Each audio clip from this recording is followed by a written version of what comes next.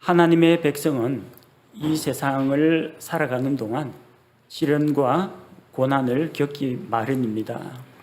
수많은 믿음의 사람들은 고난을 참고 견디고 고난 가운데 승리했습니다.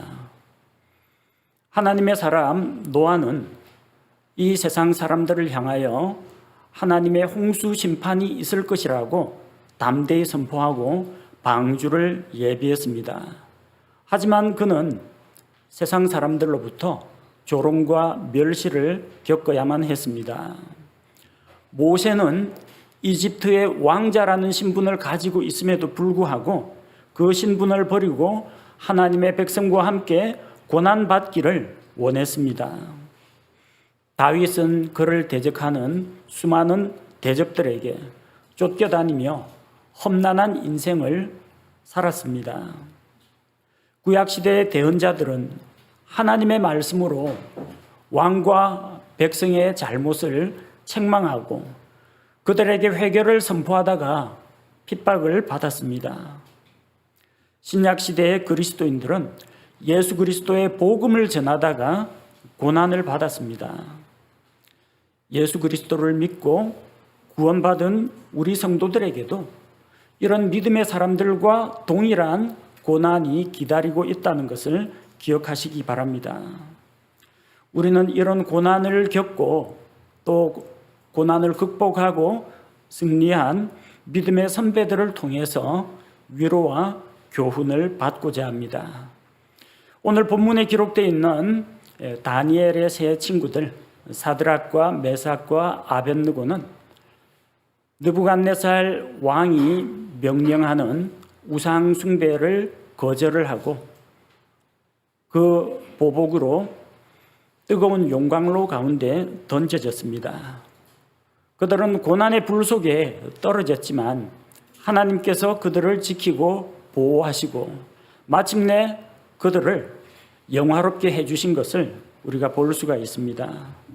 그래서 오늘은 이 말씀을 중심으로 해서 불 속을 통과한 믿음의 사람들에게 왜 고난이 찾아오는지, 고난을 당했을 때 우리가 어떠한 반응을 보여야 할지, 또 그 고난이 우리에게 어떠한 유익을 주는지 전체적으로 살펴보고자 합니다. 첫 번째로 생각할 것은 믿음의 사람들이 왜 고난을 당해야 하느냐 하는 것입니다. 그 첫 번째 이유는 하나님을 믿지 않는 사람들이 우상을 섬기기 때문입니다. 본문에 등장하는 믿음의 사람들이 고난을 받은 이유는 느부갓네살 왕이 만든 형상, 그 신상에게 절하는 것을 거절했기 때문입니다. 다니엘서 우리 오늘 본문 말씀 3장에서 1절을 보면은 느부갓네살 왕이 금으로 한 형상을 만들었는데 그것의 높이는 60규빗이요 너비는 6규빗이더라. 왕이 그것을 바빌론 지방의 두라 평야에 세웠더라. 느부갓네살 왕이 금으로 우상을 만들어 세웠습니다. 왜 만들었을까요? 만들어서 자기가 만든 우상에게 온 백성으로 하여금 경배하도록 하기 위해서였습니다. 이 우상은 하나님께서 느부갓네살의 꿈에 계시를 주신 것이 있어요. 다니엘서 2장에 보면은 왕이 밤에 한 꿈을 꾸었는데 한 형상, 한 신상을 보았습니다. 근데 신상의 머리는 정금으로 되어 있고 그리고 그 가슴과 두 팔은 은으로 되어 있고 또 배와 넓적다리까지는 노수로 되어 있고 그 신상의 다리는 쇠로 되어 있는 것을 보게 되었습니다. 이 꿈을 깨닫게 하고 또 이 꿈의 의미를 해석해 준 것이 다니엘입니다. 다니엘은 그 신상에 대해서 하나님께서 장차 이 세상 왕국이 어떻게 변해가는지를 계시로 알려주셨다고 하면서 설명을 했어요. 그 정금으로 되어 있는 머리는 왕이 지금 다스리고 있는 바빌론 왕국을 이야기합니다. 그 다음에 바빌론 왕국보다는 조금 못한 왕국이, 금보다 조금 못한 은으로 된 페르시아 왕국이 등장할 겁니다.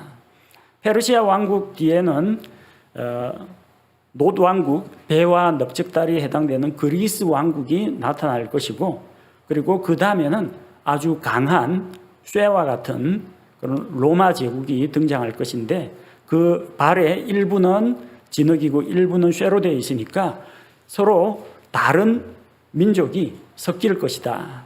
그래서 얼마는 약하고 얼마는 강하게 될 것이다. 그런데 마지막 때에 한 큰 돌이, 사람의 손으로 만들지 아니한 큰 돌이 이 신상을 격파하고, 그 신상을 격파한 돌은 온 세상을 가득 채우게 될 것이다.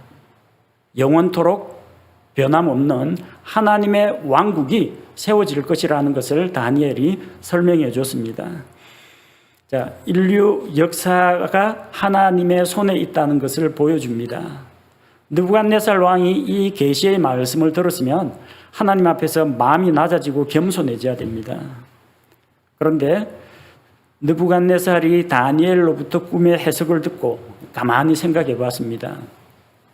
머리는 정금, 그게 내가 다스리는 바빌론 제국이다.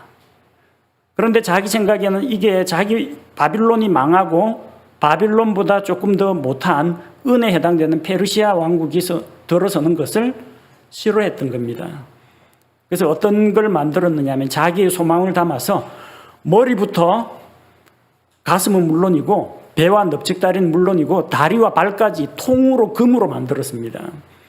다니엘이 분명히 말하기를 금 제국은 바빌론 제국이라고 했다. 그러니까 머리부터 발끝까지 통으로 금으로 만들면 내가 다스리는 이 바빌론 왕국, 바빌론 제국이 영원할 것이라고 이제 생각했던 겁니다. 내가 다스리는 이 왕국이 망하지 않고 영구히 될 것을 신상으로 만들어서 표현하고 온 백성으로 하여금 이 금으로 된 신상에게 경배하라, 절을 하라고 한 것입니다. 참 어리석은 일이죠. 하나님께서 계시의 말씀을 보여주셨으면 세상 역사를 주관하시는 하나님 앞에 겸손히 무릎 꿇고 내가 살아가는 이 세대에서 나는, 나의 백성은 하나님 앞에서 어떤 존재가 되어야 할 것인가, 그걸 깨닫고 돌이켜야 하는데 그렇게 하지 않았다는 겁니다. 이게 어리석은 사람들의 모습입니다. 로마서 1장 21절에서는 이런 어리석은 사람들을 이렇게 표현하고 있습니다. 로마서 1장 21절, 그들이 하나님을 알되 그분을 하나님으로 영화롭게 하지도 아니하고 감사하지도 아니하며 오히려 자기들의 상상 속에서 허망해지고 또 그들의 어리석은 마음이 어두워졌나니. 하나님께서 꿈을 통해서 세상 역사를 보여주었습니다. 그러면 누구에게 경배해야 됩니까? 그 모든 것을 주관하고 계시고 그 놀라운 신비를 알게 하신 하나님을 경배해야 됩니다.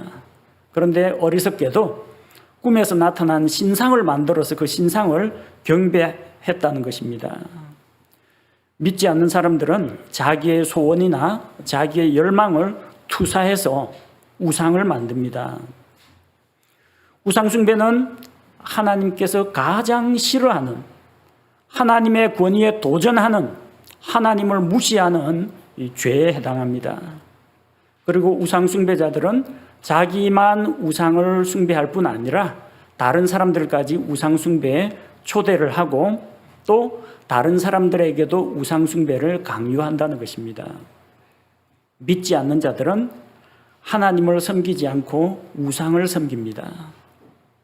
그러니까 예수 그리스도를 믿고 구원받은 성도들, 하나님을 섬기는 성도들과는 같이 갈래야 같이 갈 수가 없습니다. 결국에는 부딪히기 마련입니다. 그리스도인들이 세상에서 왜 고난을 당하는지 아십니까? 이 세상이 그리스도인들과 같이 갈 수가 없기 때문입니다. 이 세상의 가치관은 우리 구원받은 그리스도인들의 가치관과는 달라도 너무나 다릅니다. 생각이 다릅니다. 가치관이 다릅니다. 영이 다릅니다. 추구하는 바가 다릅니다. 그래 충돌이 일어나는 겁니다. 그래서 세상이 믿지 않는 자가 믿는 자들을 핍박하고 또 믿는 자들은 이 세상에서 고난을 당할 수밖에 없는 것입니다. 둘째로 우리가 생각해야 할 것은 하나님을 믿지 않는 자들은 하나님을 믿는 자들을 미워한다는 것입니다.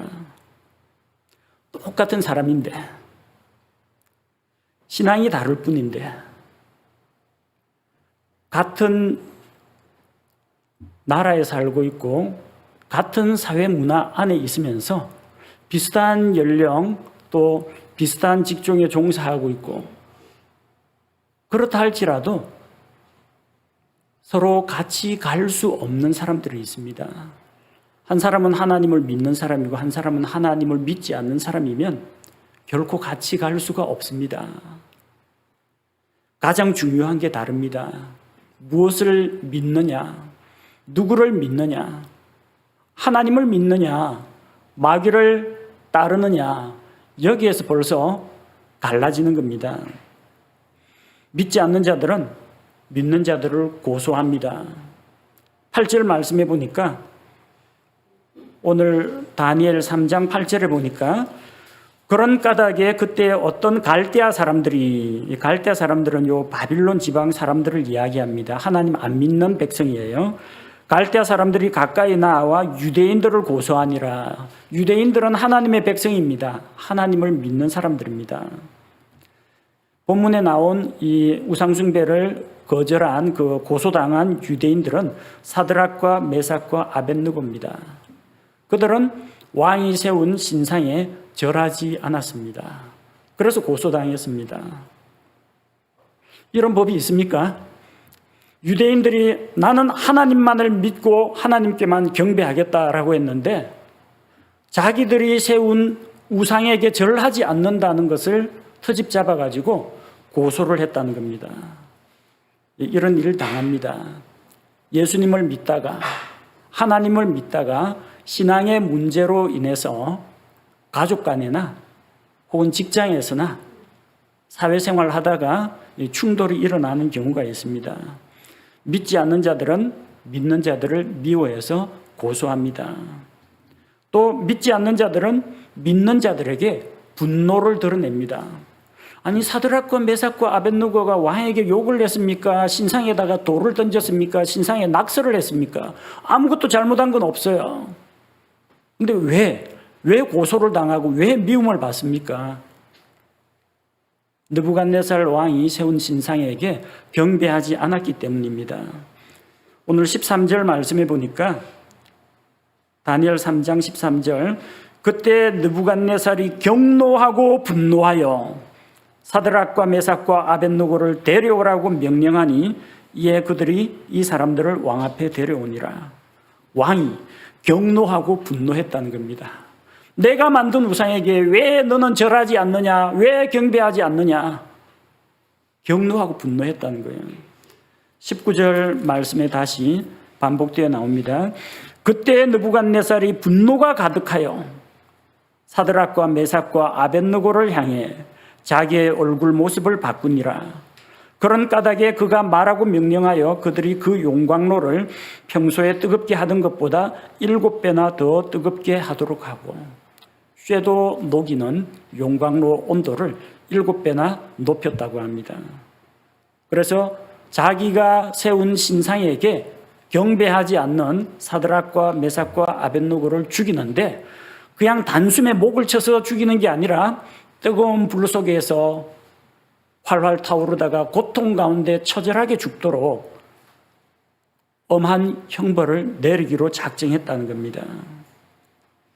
느부갓네살이 이 왕이 유대인인 사드락과 메삭과 아벳느고에게 분노할 만한 이유가 없습니다. 딱 한 가지 자기 마음에 걸림이 되는 것은 이 믿음의 사람들이 자기가 만든 신상에게 경배하는 것을 거부했기 때문입니다.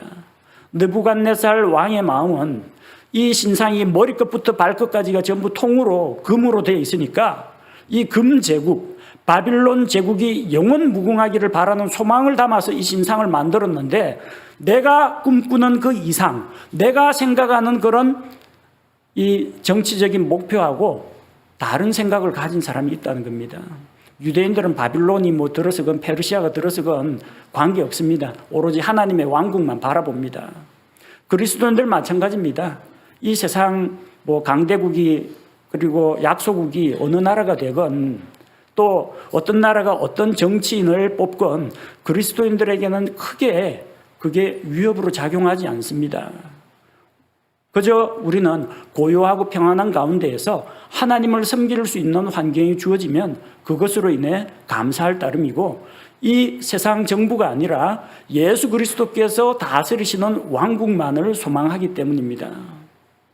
하지만 느부갓네살 왕은 자기와 같은 뜻을 가지고 있지 않고 자기의 신앙과 다르고 자기의 정치적인 이상과 다른 생각을 가지고 있다고 사드락과 메삭과 아벳느고를 용광로 불 속에 던져넣을 그런 생각을 하게 된 것입니다.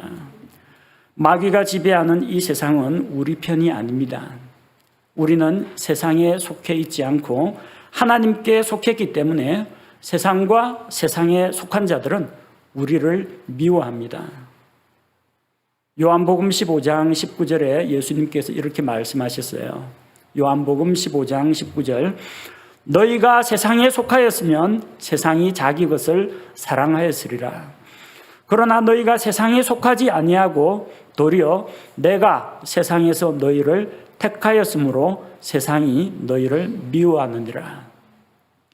여러분, 세상으로부터 미움을 받거든 기뻐하고 즐거워하십시오. 왜? 내가 하나님의 자녀구나. 내가 하나님의 백성이구나. 내가 하나님의 백성 대접을 받는구나. 봐라, 세상 사람들도 나를 하나님의 백성으로 인정하고 있다. 얼마나 기쁘고 자랑스러운 일입니까? 고난이나 핍박받는 것은 불쾌하고 고통스럽고 기분 나쁘긴 하지만 내가 세상 사람이 아니구나.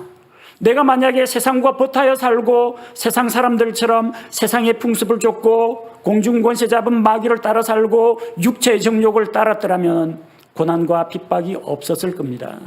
그러나 그리스도인답게 살고 하나님의 백성으로 살고자 하고 나의 믿음을 지키며 살고자 하니까 이런 고난이 찾아왔구나. 그러면 그 고난은 내게 영광이요 감사할 일이라는 것입니다. 사드락과 메삭과 아벳느고는 용광로 불에 들어가는 것도 두렵지 않았습니다. 내가 하나님의 백성이구나. 내가 하나님께 대한 믿음을 지키다가 마침내 여기까지 왔구나. 그것은 부끄러운 일이 아니었다는 것입니다.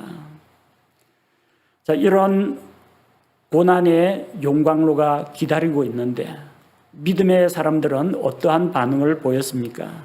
세 번째로, 믿는 자들은 상황에 관계없이 하나님을 신뢰한다는 것입니다. 사드락과 메삭과 아벳느고는 하나님만을 신뢰했습니다. 그들은 하나님만을 신뢰했기 때문에 바빌론 왕 느부갓네살 왕의 명령도 두렵지가 않았습니다. 뜨거운 용광로 불도 두려워하지 않았습니다. 그들 앞에 놓여 있는 길은 두 가지밖에 없습니다. 자, 용광로 속에 던져진다. 이건 확실합니다. 자, 용광로 속에 던져지는데 두 가지 옵션이 있습니다. 17절 말씀처럼 오 왕이여, 그리 될지라도 용광로에 우리가 떨어질지라도 우리가 섬기는 우리 하나님께서 맹렬히 불타는 용광로에서 능히 우리를 건져내시겠고 또한 그분께서 왕의 손에서 우리를 건져내시리이다. 우리가 우상숭배를 거절하고 오로지 하나님만을 섬기겠다고 결심하고 하나님께 헌신했을 때 용광로 불 속에 떨어질지라도 하나님께서 우리를 건져주실 줄로 믿습니다. 이 한 가지가 있습니다. 또 다른 한 가지는 뭐냐? 18절, 하나님이 안 건져주시는 경우도 생각할 수가 있습니다. 우리는 항상 좋은 것만 생각하죠. 하나님께서 나한테 뭘 주실까? 뭐 이런 가운데서도 나에게 뭐 복을 주시고 은혜를 주시고 뭘 주시고, 근데 안 좋은 것을 겪을 때도 있다는 것을 생각해 봐야 됩니다. 안 그러면은 좋은 거 기대했는데 하나님 좋은 거 주기로 약속했는데 좋은 게 안 오면요 하나님께 대한 원망이나 또 실망이 생길 수가 있습니다. 18절에 보니까 사드락과 메삭과 아벳느고는 용광로에 떨어지는 건 확실할 텐데 또 다른 가능성이 있다는 겁니다. 18절, 그러나 그리하지 아니하실지라도, 하나님께서 건져주지 아니하실지라도 오 왕이여, 우리가 왕의 신들을 섬기지 아니하고 왕께서 세우신 금 형상에게 경배하지도 아니할 줄을 왕은 아옵소서 하니라. 하나님이 안 건져주시는 경우가 있습니다. 안 건져주시면 어떻게 돼요? 불 속에서 고통 가운데 불타오르다가 아마 재가 되어버릴 겁니다.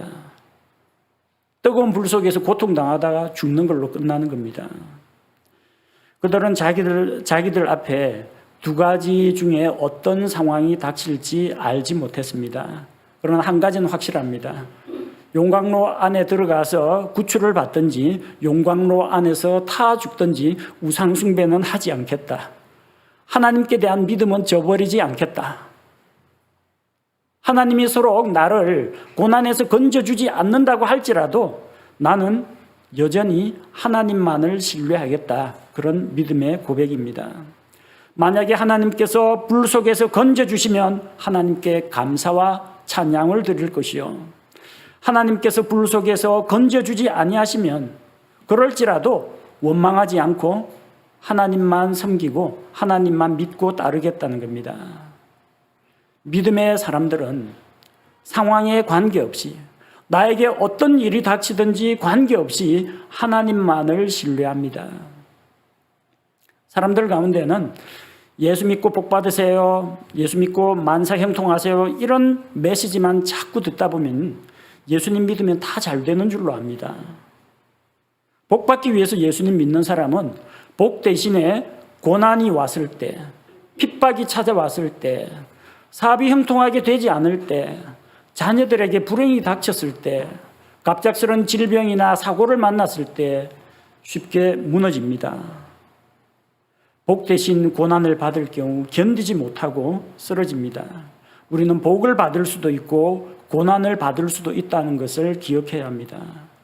고난을 당하든지 복을 받든지 어떠한 상황이 되더라도 우리는 하나님께서 인도하심을 믿고 하나님만을 신뢰해야 합니다. 그것이 사드락과 메삭과 아벳느고가 우리에게 보여준 믿음의 본이라는 것입니다. 넷째로 우리가 기억해야 할 것은 우리도 불속을 통과해야 할 때가 있다는 것입니다. 하나님께서는 우리를 언제나 안전하고 평탄한 길로만 인도하지는 않으십니다. 항상 우리 앞길에 맑은 날만 있는 것은 아닙니다. 때로는 흐린 날도 있을 것이고 때로는 폭풍이 몰아치는 날도 있을 것입니다. 때로는 오르막길을 힘겹게 올라가야 할 때도 있고 또 때로는 고난의 가시밭길을 지나야 할 때도 있을 것입니다. 성경은 우리가 하나님을 믿기만 하면은 모든 질병과 사고와 재난을 피할 수 있다고 가르치지 않습니다. 때로는 불속을 통과해야 할 때가 있습니다. 욥은 알 수 없는 이유로 고난을 겪었습니다. 구약시대 대언자들은 바른 말씀을 전하다가 박해를 받았습니다. 이해가 됩니까? 하나님의 말씀 바른 말 했는데, 회개하라고 했는데 이게 왜 핍박할 거리가 됩니까? 사도 바울은 사람들에게 생명을 주는 복음의 말씀을 선포하다가 오히려 핍박을 당하고 매를 맞고 감옥에 갇혔습니다. 세상과 마귀는 하나님의 백성을 공격합니다. 그리스도인들은 하나님의 뜻대로 살아가고자 하면은 고난을 당하기 마련입니다. 사드락과 메삭과 아벳느고가 우상 숭배를 거부하다가 고난의 불 속에 던져졌습니다. 본문의 말씀 23절을 보니까 이 세 사람 곧 사드락과 메삭과 아벳느고는 결박당한 채 맹렬히 불타는 용광로 한가운데로 떨어졌더라. 용광로는 금속을 재련하고 녹이는 데 사용됩니다. 노시나 철이나 용광로 불 속에 다 녹아서 쇳물이 됩니다. 얼마나 뜨겁겠습니까? 2000도, 3000도 올라가면은 이거는 뭐 뜨거운 물 100도씩 끓는 물에 손가락 집어넣는 거 이거하고는 비교할 바가 아닙니다. 그 뜨거운 불 속에 그들은 떨어졌습니다. 우리 역시 고난의 용광로를 통과해야 할 때가 있다는 것을 보여줍니다. 우리는 우리에게 다가오는 불같은 시험에 대해서 이상하게 생각할 필요가 없습니다. 우리는 고난당할 때 고난에 참여하는 것을 기뻐하고 또 우리가 장차 주님의 영광에 함께 참여할 것이라는 기대를 가지고 기뻐하고 감사해야 합니다. 베드로전서 4장 12절과 13절 말씀을 보겠습니다. 베드로전서 4장 12절 13절 사랑하는 자들아 너희를 단련하려고 오는 불같은 시련에 관하여는 마치 이상한 일이 너희에게 일어난 것 같이 이상히 여기지 말고 오히려 너희가 그리스도의 고난에 참여하는 자가 되었으므로 기뻐하라. 이것은 그분의 영광이 드러날 때 너희가 넘치는 기쁨으로 또한 즐거워하게 하려 함이니라. 불같은 시험이 닥쳐올 수가 있습니다. 이상하게 생각하지 마세요. 내가 하나님의 백성 그리스도인이라면 나를 단련하려고 오는 불같은 시험을 겪어야 할 때가 있습니다. 그럴 때는 기뻐하고 또 장차 하나님께서 주실 보상과 그 영광을 생각하면서 소망 가운데 즐거워해야 한다는 것입니다. 다섯 번째로 우리가 생각할 것이 있습니다. 고난을 당할 때 우리는 혼자가 아니라는 것입니다. 노아가 방주를 만들 때 세상 사람들은 다 비웃고 조롱했습니다. 왜? 하늘에 해는 쨍쨍한데 한 번도 그렇게 엄청난 대규모로 비가 내린 적이 없는데 왜 한두 사람 탈 배도 아니고 무슨 축구장 몇 개 모아놓은 것처럼 엄청난 그런 배를 만드니까 미쳤다고 하겠죠. 정신 나갔다고 할 겁니다. 세상 사람들 다 비웃었습니다. 노아는 실망하지 않았습니다. 왜? 자기 가족들이 있었습니다. 믿음을 같이 하는 가족들이 믿고 따르고 지지해주고 같이 일을 했다는 겁니다. 혼자가 아닙니다. 외롭지가 않습니다. 모세는 이집트의 왕자라는 신분을 버리고 이스라엘 백성과 함께 고난에 동참했습니다. 그의 곁에는 기도의 동력자 아론과 훌이 있었고 또 그에게 수종들면서 그에게 배우는 여호수아가 있었습니다. 말이 통하는 사람이 있었어요. 무거운 짐을 나눠질 수 있는 동력자들이 있었다는 겁니다. 모세는 외롭지 않았습니다. 다윗이 사울에게 쫓길 때 그에게는 요나단이라는 친구가 있었습니다. 사울의 아들입니다. 그 요나단이 다윗이 힘들어할 때 그를 위로하고 격려해 주었습니다. 다윗이 도망자 신세가 되어서 혼자서 도망 다닌 게 아닙니다. 다윗과 뜻을 같이 하는 600명이 그와 함께 움직였습니다. 외롭지 않습니다. 같은 생각, 같은 믿음, 같은 목표를 가지고 있는 동료가 있다는 것입니다. 엘리야는 아합과 이세벨의 핍박으로 말미암아 하나님의 대언자들이 다 죽고 나 혼자만 간신히 살아남았다라고 낙심했습니다. 그런데 하나님께서는 그에게 하나님을 믿고 따르며 바알에게 무릎을 꿇지 아니한 7,000명의 사람들을 남겨두셨다고 합니다. 남은 자들이 있다는 것입니다. 복음을 전하다가 핍박을 받았던 바울에게는 바나바와 실라와 디모데와 같은 동력자들이 옆에 있었습니다. 힘들고 어려울 때 우리와 같은 믿음, 같은 길을 걷고 있는 형제 자매들이 있다는 것은 우리에게 큰 위로가 됩니다. 사드락, 메삭, 아벳느고 세 사람입니다. 만약에 혼자 있었다면 얼마나 막막했겠습니까? 다 다 우상숭배자들이고 나 혼자서 이 고난의 용광로 속에 들어가야 한다. 그런 생각하면 참 암담할 것입니다. 하나님께서는 그들에게 믿음의 친구들을 주셨습니다. 같은 믿음을 가지고 함께 우상숭배를 거절할 줄 아는 믿음의 동료들이 있었다는 것입니다. 우상숭배와 관련해서 제가 겪은 일을 한 가지 말씀드리고자 합니다. 저는 군대 3년을 육군 정훈 장교로 보냈습니다. 정훈 장교는 장병들 정신교육을 하고 또 부대 홍보도 하고 또 민간인들 대상으로 이제 대민 지원도 하는 그런 활동을 합니다. 제가 소속된 부대는 강원도에 있는 11사단 수색대대 소속이었습니다.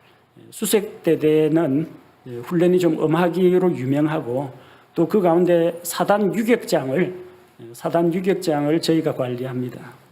그래서 전 사단 병사들은 이 수색대대가 그 교관이 되는 그 유격장에 와서 유격 훈련을 받습니다. 근데 유격장에서 해마다 인명사고가 많이 발생합니다. 부상이나 사망이나 그게 이제 지휘관에게는 상당히 큰 부담이거든요.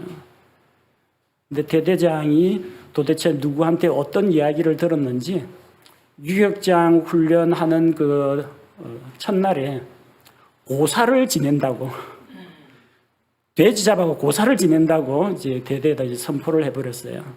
대대장은 교회 다니는 사람입니다.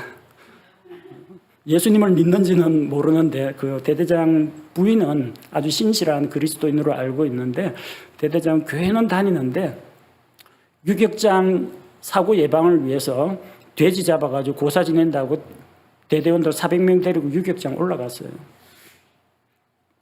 난감하죠. 돼지 머리 앞에서 절을 해야 되는데 그리스도인은 양심을 걸고 하나님도 아니고 뭐 살아계신 뭐 우리 할아버지 같으면 내가 세배라도 하겠는데 이 죽은 돼지한테 내가 왜 머리를 숙여야 하느냐.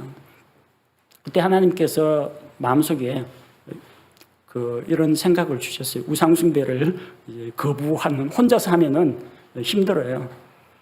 근데 각종 행사 같은 것들을 지휘는 또 정훈장교가 또 해야 됩니다. 각종 예식, 부대 예식 같은 것들은 또 사회도 해야 되는데 주임상사한테 떠넘겼어요. 주임상사님 알아서 하십시오 하고 대신에 이제 발언권 좀 주십시오 해가지고 주임상사 좀 물려놓고 해가지고 병사들 모인 앞에서 자, 예수쟁이 손들어. 예수 믿는 사람 손들어. 다 일어서 너희들이 있으면 부정 타서 고사가 안 되니까 전부 다 빠져. 굿하거나 고사 지내는데 예수 믿는 사람 있으면 안 돼. 전부 다 빠져 해가지고 우르르 일어나가 다 빠지더라고요. 그래서 저도 안 하고 그 대대원들 가운데 그리스도인이 그렇게 많은지 좀 몰랐어요. 숨어있던 그리스도인들이 다 나왔어요. 그러니까 평상시에는 저기 병장이 따라주는 막걸리도 마시고 하던 애들이 우상숭배하는 요 딱 자리에 와가지고 정훈장교가 야 예수쟁이들 다 빠져라 부정 탄다 그러니까 일제히 우상숭배 거부하고 다 빠지더라고요. 그래가지고 저도 우상숭배 안 하고 그 그리스도인들도 대대 안에 있는 병사들도 우상숭배를 하지 않았습니다. 혼자가 아니구나. 대대 나만 그리스도인이 아니라 각 중대 소대에 정말 하나님의 사람 드러내지 못했던 숨어있는 그리스도인이 많구나. 여기도 하나님의 백성이 살고 있네. 서로가 서로에게 큰 위로가 되었습니다. 왕의 우상에게 경배를 거부했던 그 사람들은 한 명이 아니었다는 겁니다. 세 사람이 믿음으로 같은 결정을 내리고 같이 고난에 동참했습니다. 성도 여러분, 우리는 결코 혼자가 아닙니다. 주변을 보십시오. 같은 믿음의 길을 걷고 있고 같은 신앙 안에서 하나가 된 형제 자매들이 있지 않습니까? 힘들고 어려운 일이 있습니까? 여러분 다른 형제 자매들에게도 종류는 좀 다르겠지만 비슷한 고난과 비슷한 어려움들이 다 있을 겁니다. 교제 시간에 좀 그런 것도 한번 소통을 해봤으면 좋겠습니다. 소모임 교제할 때 직장에서 요즘 좀 어려움 겪고 있는 거, 가정 내에서 좀 자녀 문제로 고민하고 있는 거 다 털어놓고 교제하면서 성경 말씀 나누면서 위로받고 또 서로를 위해서 또 같이 기도하는 시간도 가지면서 이 사드락과 메삭과 아벳느고처럼 그런 믿음의 사귐, 믿음의 교제 가운데에서 우리 앞에 닥친 걱정, 근심, 고난 함께 극복해 나가는 성도들이 되었으면 좋겠습니다. 여섯 번째 우리가 기억해야 할 것은 우리가 불 가운데로 지날 때 주께서 함께 하신다는 겁니다. 용광로 불 속에 떨어진 사람은 분명히 세 사람이에요. 근데 불 속에는 네 사람이 걸어 다니고 있었다는 겁니다. 한 사람은 누굴까요? 25절 말씀에 나옵니다. 25절에 그가 응답하여 이르되 보라 내가 보니 결박이 풀린 네 사람이 불 한가운데에서 걷고 있는데 그들이 아무 해도 입지 아니하였고 그 넷째의 형체는 하나님의 아들과 같도다 하더라. 하나님의 아들과 같도다 하더라. 느부갓네살 왕이 보기에도 이거는 어떤 사람이 아니라 어떤 하나님의 영광, 신의 영광이 드러나 보였다라는 겁니다. 그 하나님의 아들과 같이 보이던 그분은 바로 예수 그리스도십니다.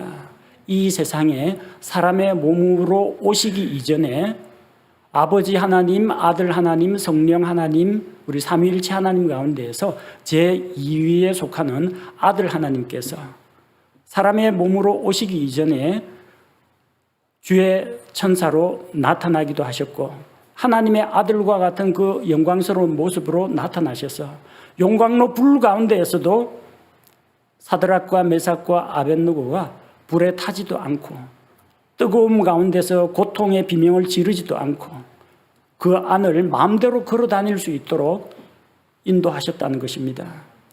우리는 종종 불 가운데를 지나거나 또 물을 통과해야 할 때도 있습니다.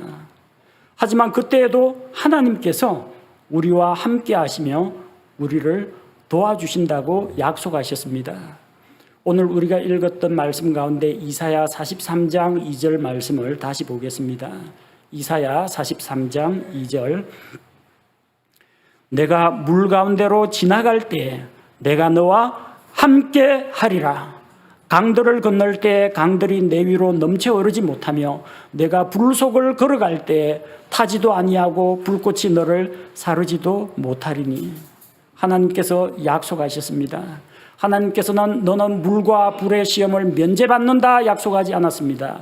너는 물 가운데로 지날 때가 있을 것이다. 불 가운데로 지날 때도 있을 것이다. 그러나 물과 불의 시련과 고난이 면제가 되는 것이 아니라 그때 내가 너와 함께 하겠다. 이 놀라운 약속을 주셨던 것입니다. 그 약속이 오늘 우리가 읽은 다니엘서에도 그대로 드러나 있습니다.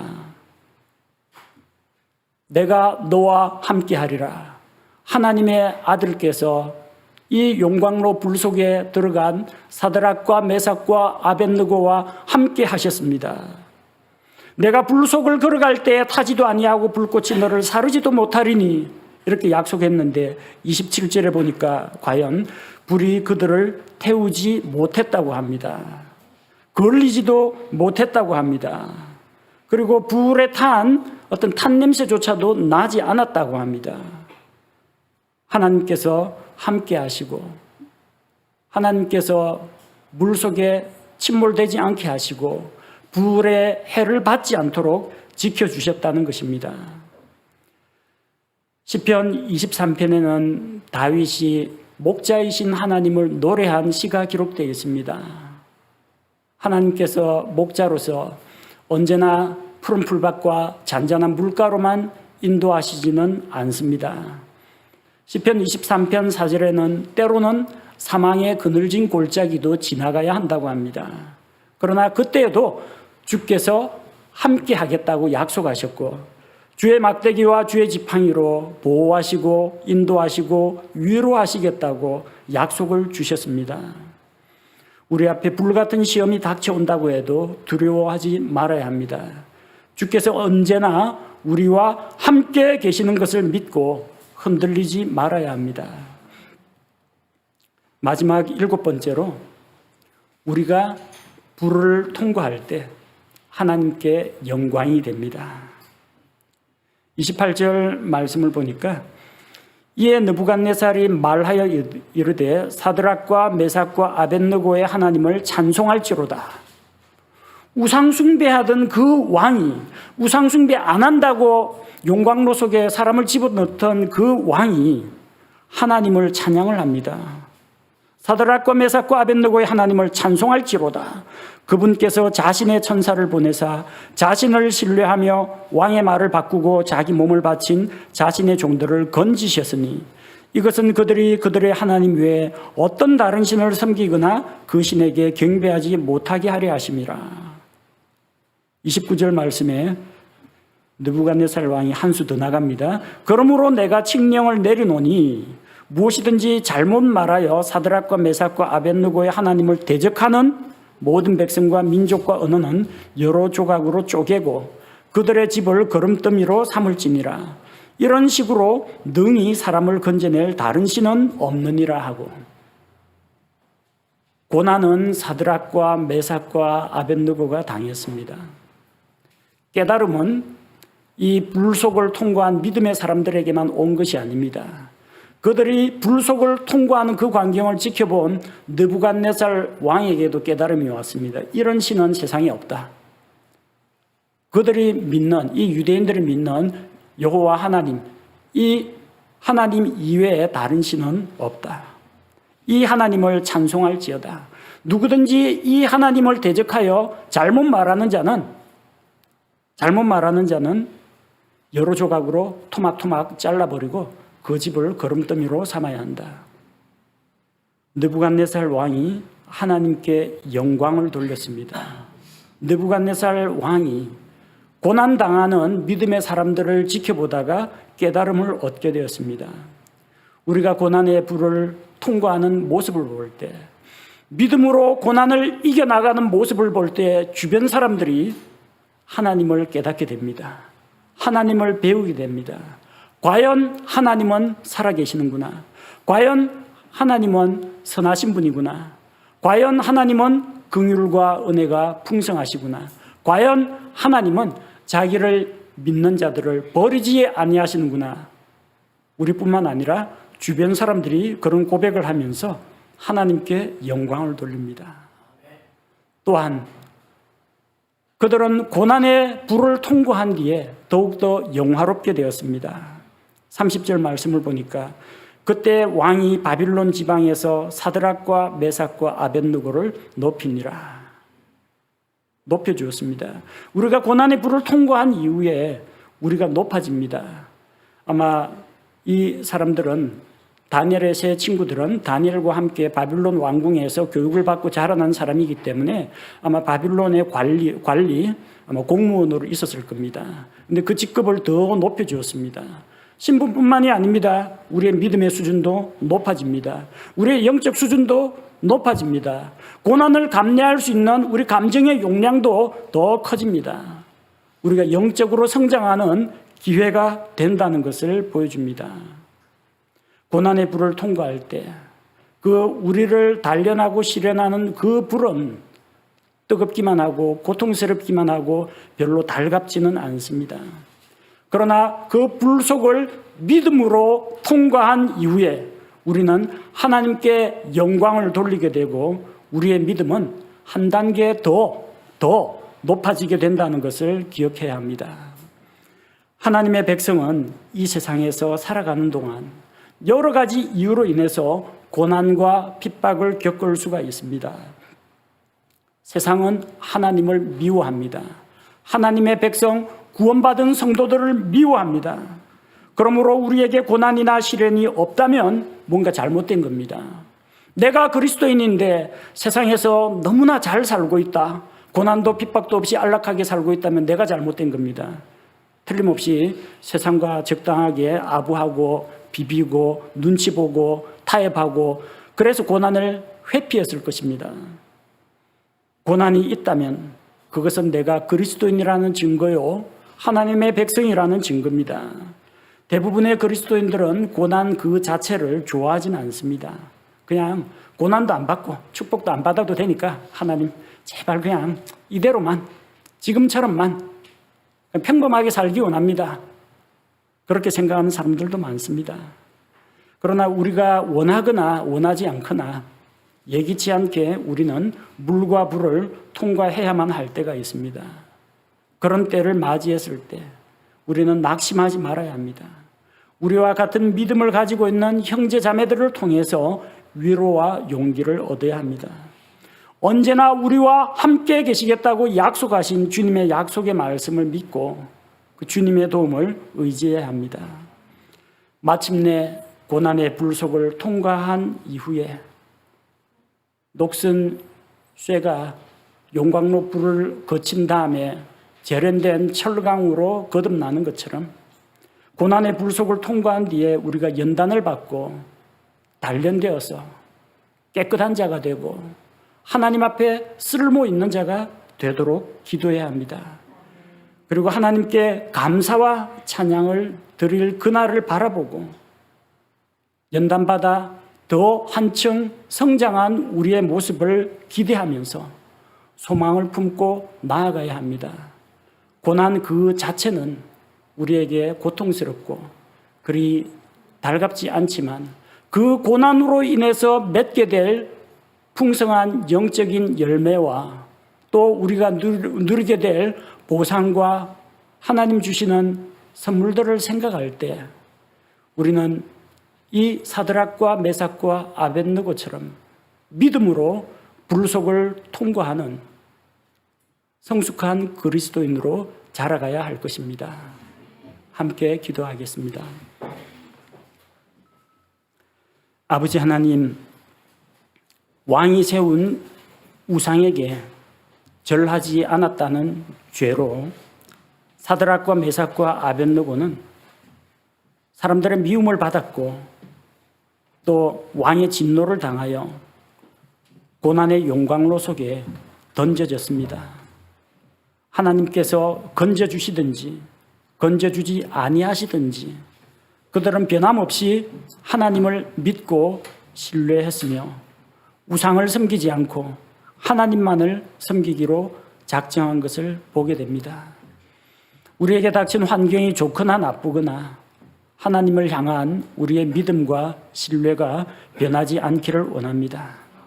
고난 가운데에서도 하나님 함께 할 수 있는 믿음의 동료를 그들에게 주신 것처럼 우리에게도 같은 믿음으로 살아가는 형제 자매들을 이렇게 많이 주신 것으로 인하여 감사드립니다.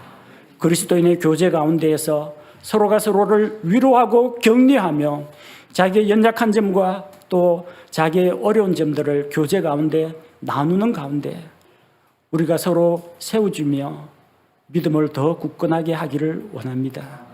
하나님 아버지, 이 고난을 통하여서 하나님께 영광을 돌리고 또 우리가 성장할 수 있는 기회가 된다는 것을 보게 됩니다. 고난 그 자체는 기쁘지 않지만 우리가 믿음으로 불속을 통과하는 것을 통해서 주변에 있는 형제자매들이 도전을 받고 주변에 있던 믿지 않는 사람들이 과연 하나님은 살아계시는구나 고백하는 그런 일들이 일어나며 시련과 고난을 통과할 때 우리가 불순물이 제거된 깨끗한 사람이 되고 또한 시련과 고난을 통과함으로 말미암아 우리가 더 높아지고 더 성숙한 그리스도인으로 자라가기를 원합니다. 우리의 고난 가운데 물속을 통과할 때나 불속을 통과할 때 우리 곁을 떠나지 않고 함께하겠다는 하나님의 약속을 믿고 의지하오니 선한 목자이신 주님께서 우리를 다스리시고 하나님께서 기뻐하시는 지극히 선한 길로 의의 길로 우리를 인도하여 주옵소서. 예수님의 이름으로 감사드리며 기도합니다. 아멘.